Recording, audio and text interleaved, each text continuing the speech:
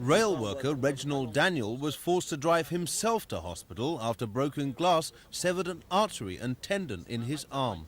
4 times he dialed 999 for an ambulance, but it was an hour before one turned up to his home at Pelham Road in Tottenham on Boxing Day. He fears that if his wife hadn't been a nurse able to treat the wound, he could have died. They say, well, they've already put out a call, and they'll be with us in the next few minutes. But if in the next few minutes, they never turn up for the next half an hour. So we have to phone about 4 times. We have to make a phone call. At the end, after I start abusing them on the phone, the chap says to me, oh, well, don't get upset about it. It's not my fault. I've already done what I can do by passing your number to the appropriate people. An ambulance worker who wants to remain anonymous for fear of disciplinary action says it was 35 minutes before Reginald Daniel's call was received by a crew. One of them told Reginald Daniel later the ambulance was at Holloway covering the whole of North London.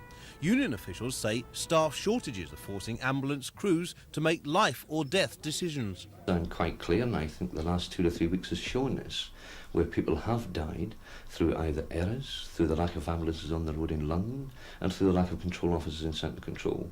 And they just seem to be having a very blasé attitude towards it. We've even had some of our own members attempting to commit suicide. And it's quite frightening, and indeed it's outrageous what's going on just now. Management admit one complaint that some ambulance stations aren't staffed late at night, but they deny allegations from ambulance staff themselves that some calls face long delays and that more and more staff must work 7 days a week with hardly a meal break to deal with the mounting workload. NUP say now there's the added hazard of their members being attacked by frustrated members of the public. There's no evidence at all of an increase in long delays. We deal with complaints when they occur, as they occur. And if there is evidence of an undue delay in answering the telephones or an undue delay in responding to 999 calls, then the fullest inquiry is carried out when those facts are made known to us. We have nothing to hide. It's not contested the ambulance service is more than 100 workers under strength because few people can be found to fill vacancies, and that the headquarters telephone answering equipment is outdated, due for complete replacement by 1989.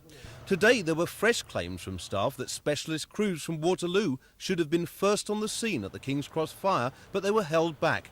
And a new ambulance was kept on standby for 4 days to take Deputy Prime Minister Lord Whitelaw home from hospital, even though he didn't need it. Both claims are denied, but they do betray a crisis of confidence between staff and management in the London ambulance service. Mark Wadsworth, Thames News.